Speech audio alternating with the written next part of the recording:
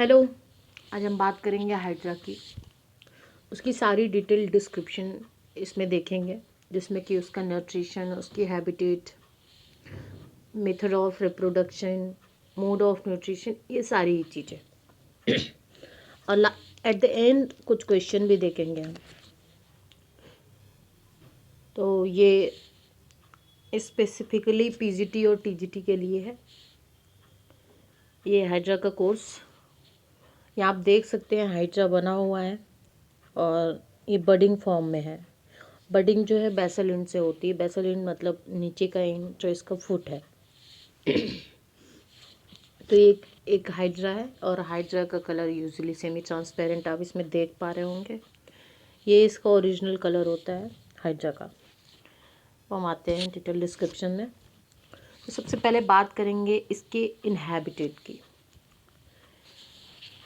जैसा कि हमने हाइड्रोजोआ में पढ़ रखा था कि Hydrozoa is the only class की जिसमें फ्रेश वाटर सिलेंट्रॉट होते हैं। फ्रेश वाटर नाइडेरियन जो है वो बिलोंग करते हैं क्लास हाइड्रोजोआ से। और मैं आपको सबसे पहले यही बताई हूँ कि it's belong to class hydrozoa. और इसका जो ग्रुप है वो रेडियाटा होता है। रेडियाटा मतलब रेडियल सिमेट्री होती है, वो तो क्लियर है, वो हम स्टार्टिंग में ही पढ़ चुके हैं। तो आइए इसके इनहैबिटेट पे बात करते हैं। ये यूजुअली फ्रेश वाटर रिसोर्सेज कौन कौन से होते हैं? लाइक लेक्स हुए, ponds, even the streams. Stream मतलब धाराएं होती हैं जो कॉन्टिन्यूसली वाटर का जहाँ पे इनफ्लो हो रहा है और आउटफ्लो हो रहा है, ऐसी जगह भी ये ग्रो कर जाते हैं। मोस्ट ऑफ द टाइम ये अटैच्ड होते हैं to a substratum incline. Substratum कुछ भी हो सकता है, स्टोन हो सकता है या फिर कोई क्रेविसेस हो सकती हैं। और उससे जो इनका अटैचमेंट होता है वो एक एंगल पे होता है। एक तस्वीर अभी आगे देखेंगे तो हम समझ जाएंगे कि कैसे ये सबस्ट्रेटम किसे कह रहा है और एंगल पे कैसे इंक्लाइंड होते हैं। और इनकी अटैचमेंट जो है, ऐसा नहीं कि ये खड़े हैं तो खड़े ही रहेंगे। जब when there is a scarcity of food or when they are in the need of food, they move। तो इनमें मूवमेंट भी होता है, इसलिए attachment is not permanent and it can move when in need of food. जैसे आप भी हैं, तो आदमी यूजुअली बैठा है, आपको भूख लगती है जब, तो आप चल के किचन तक जाते हो। तो ऐसा ही समझ लो कुछ कि हाइड्रा को भी भाई भूख लगती है तो वो भी किचन तक जाएगा ही जाएगा।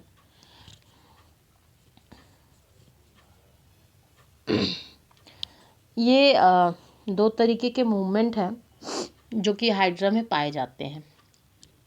हाइड्रा जब मूवमेंट करता है तो ये स्पेसिफिकली लूपिंग एंड सोमरसॉल्टिंग।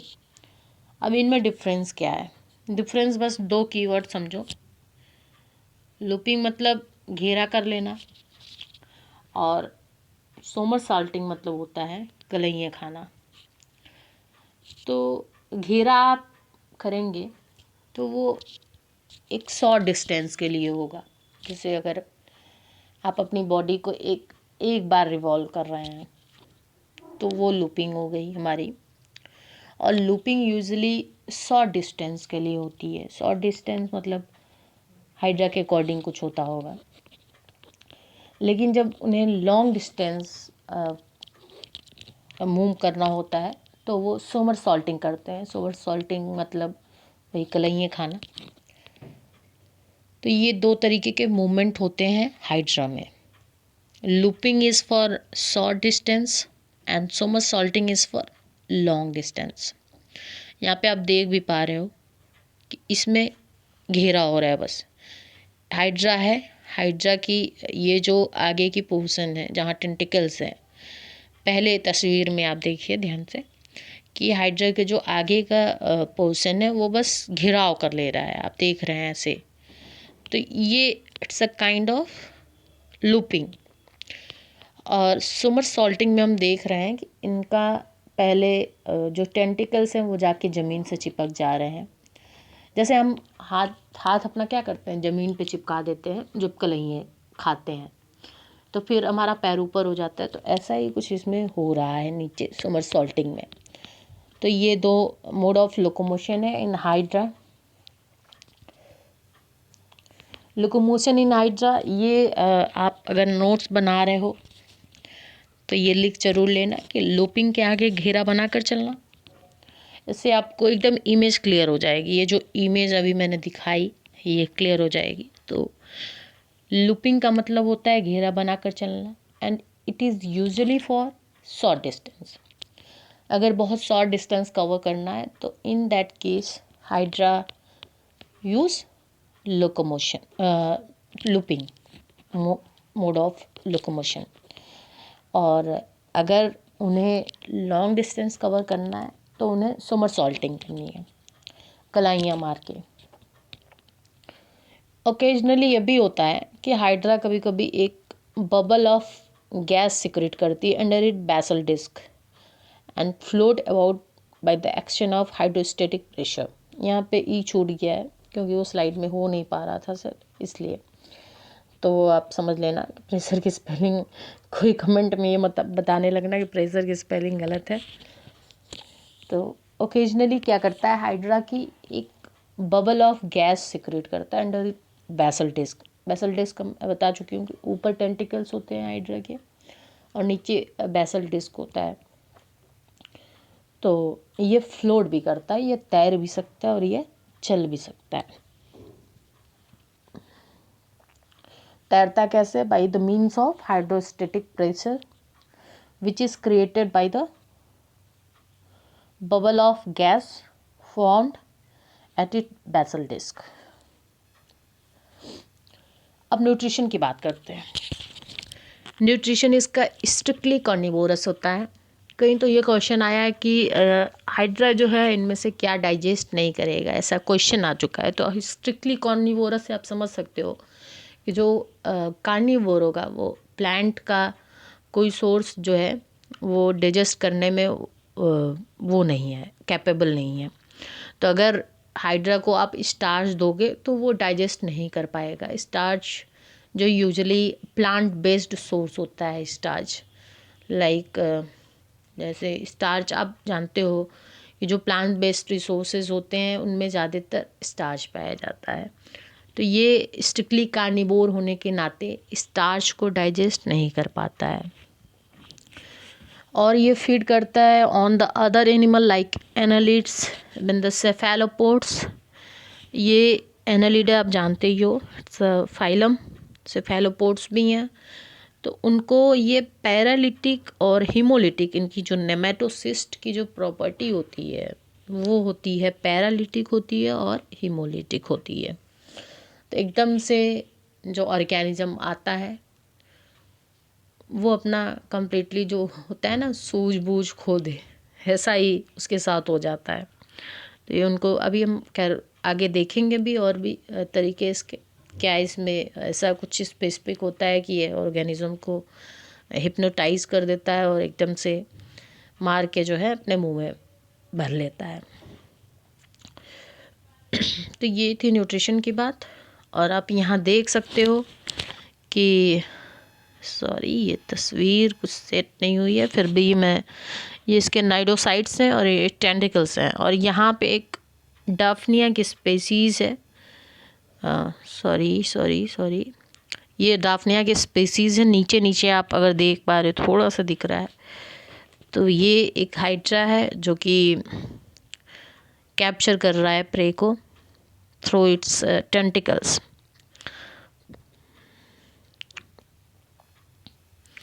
अब हम रिप्रोडक्शन की बात करते हैं इन हाइड्रा। तो रिप्रोडक्शन फेवरेबल कंडीशन, यहाँ कंडीशन की स्पेलिंग गलत हो गई है, तो फेवरेबल एन छूट गया है। तो फेवरेबल कंडीशन में, फेवरेबल कंडीशन इसके लिए क्या होगी भाई? ये जब फ्रेश वाटर में पाया जा रहा है, पॉन्ड्स में पाया जा रहा है, स्ट्रीम्स में पाया जा रहा है, तो mostly rainy and moist condition इसके लिए फेवरेबल है।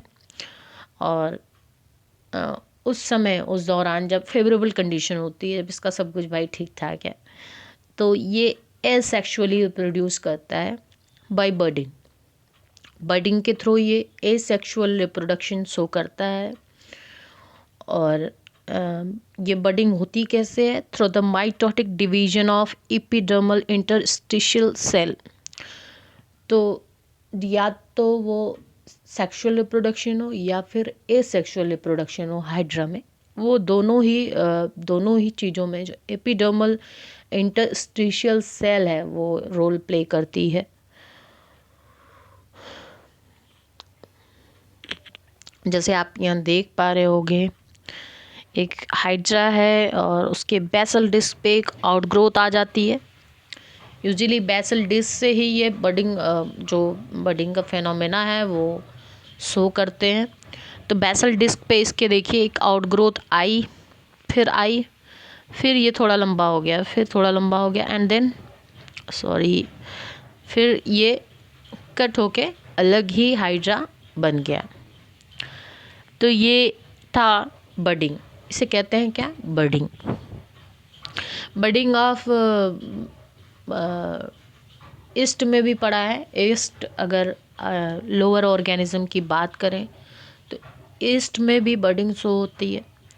वो ईस्ट का ही हिस्सा दो टुकड़ों में कट जाता है और नए ऑर्गेनिज्म डेवलप हो जाते हैं दोनों से। तो इसमें भी यही हो रहा है कि हाइड्रा के ही हिस्से से एक नया आउटग्रोथ या बड निकल रहा है और and thereafter it get develop into a complete hydra.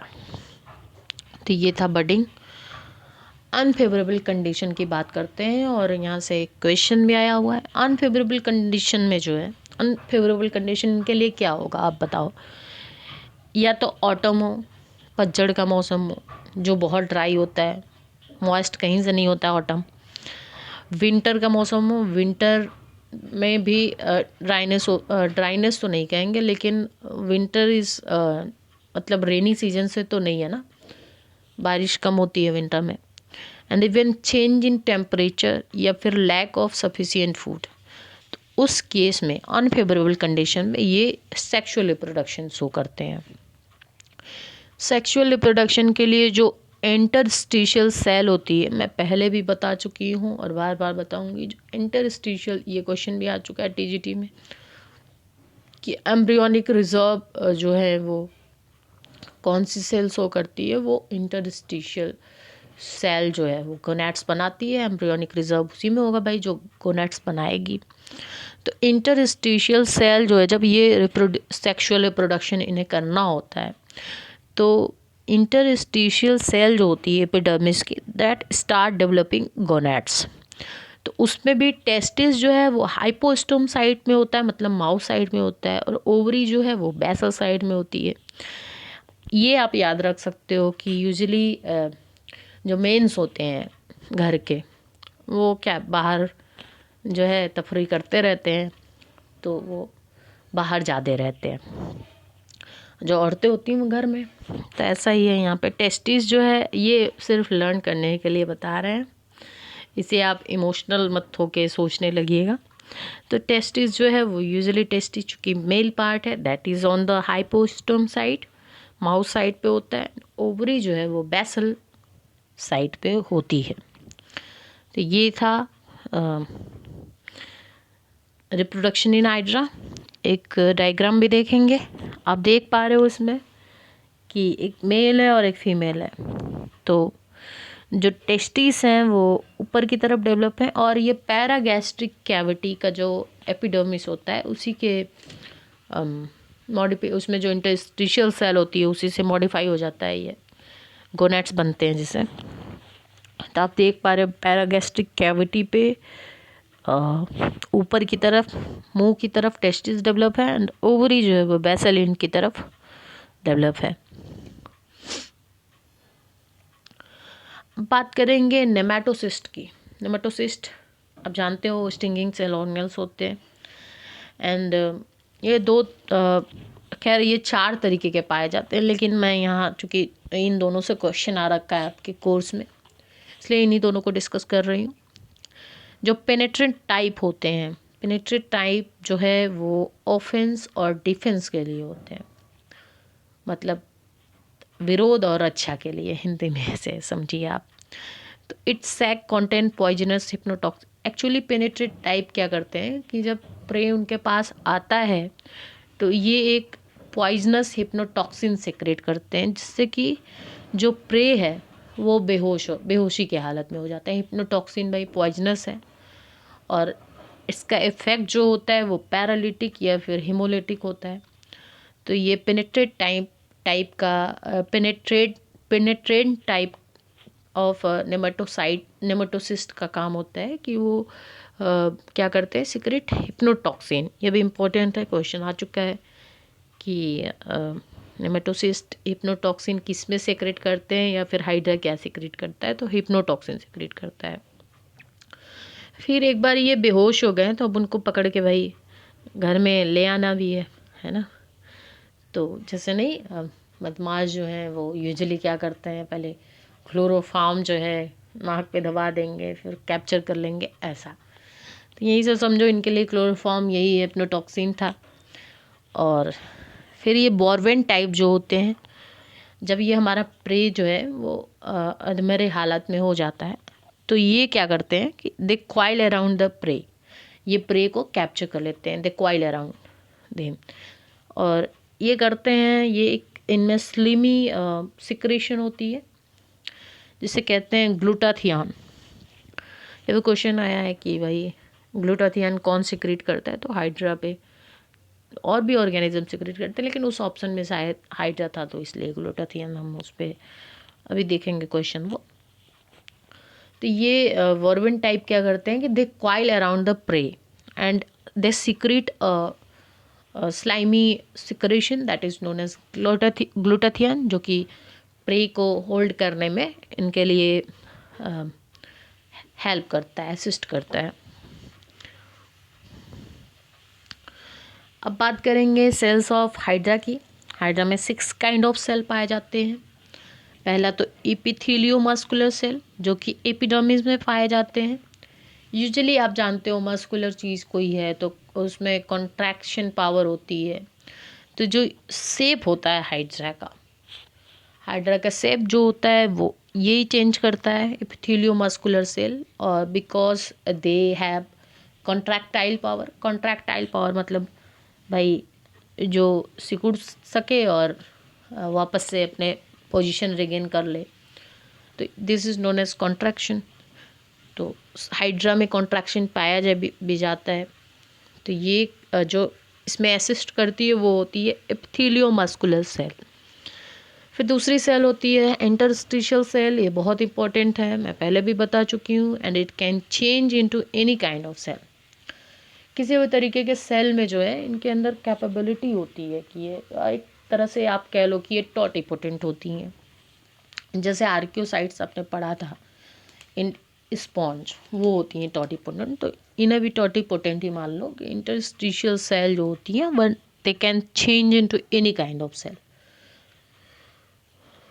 भाई टॉटिपोटेंट मतलब तो आपको पता ही होगा, टॉटिपोटेंट नहीं भी पता है तो यही जान लो कि totipotent cell have the capability to form any organ और any cell of the body.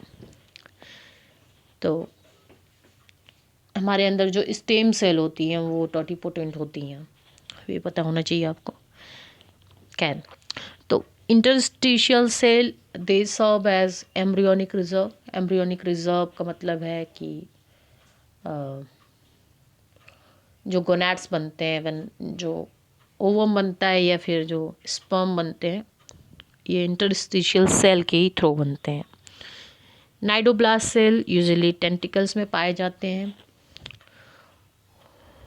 और सेंसरी सेल जो है मोस्ट की हो गया है, मोस्टली फाउंड ऑन टेंटिकल्स। ये भी सेंस करते हैं प्रे को। तो भाई टेंटिकल्स का काम ही है कि वो प्रे को सेंस करेंगे and then they engulf them by their mechanism by secreting hypnotoxin and glutathione. So ये चीज़ है।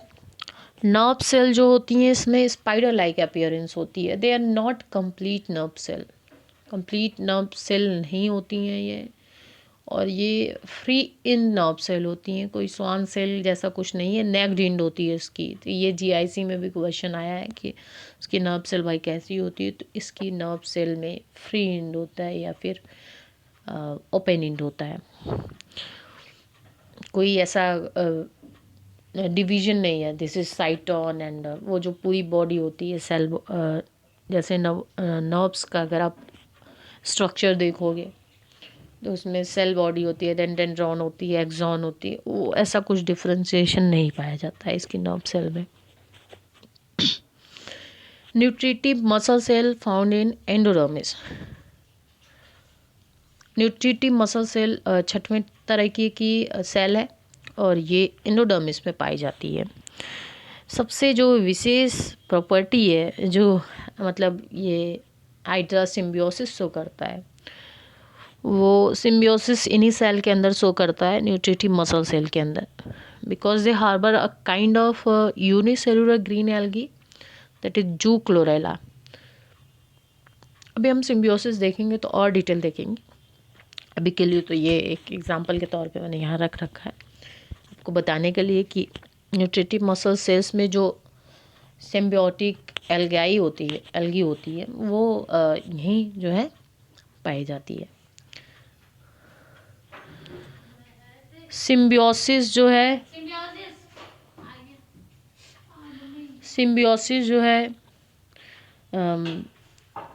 ये देखते हैं यूजुअली क्या होता है। हाइड्रा का कलर मैंने बता रखा है आपको कि हाइड्रा जो है वो सेमी ट्रांसपेरेंट होता है, लेकिन कभी कभी क्या होता है कि सिम्बियोसिस की वजह से इसका कलर चेंज हो जाता है।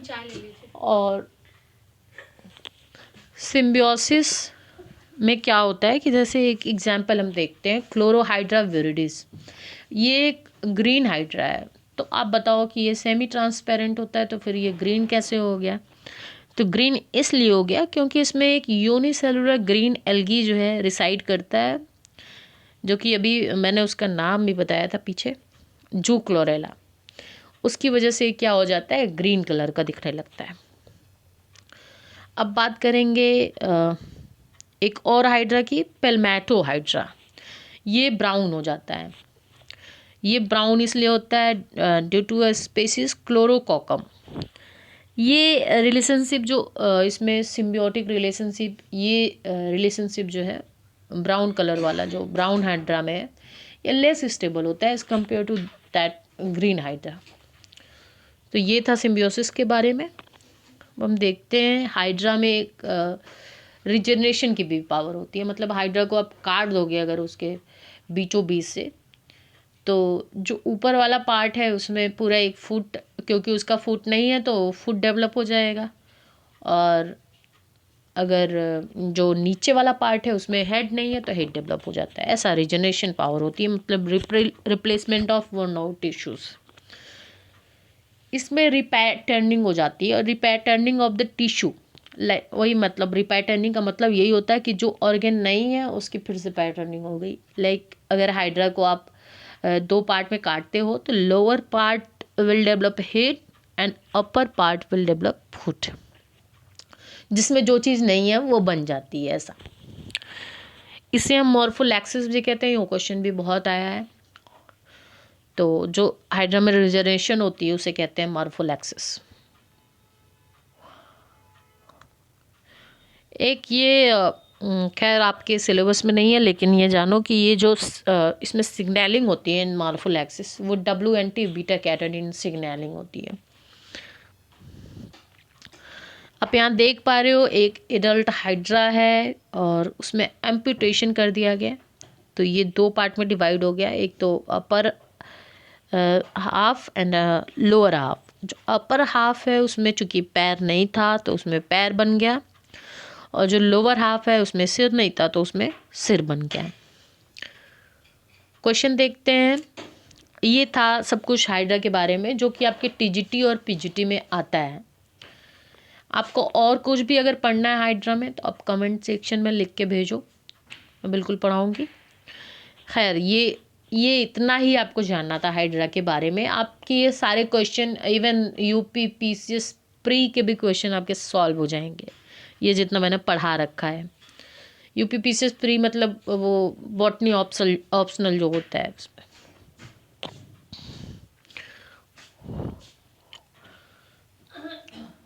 अब देखते हैं question. Gonad in hydra originate. ये तो मैं चिल्ला के आपको तब से बता रही हूँ कि जो गोनैड होते हैं दे डेवलप फ्रॉम एक्टोडर्म। या एपिडर्मिस भी कह लो।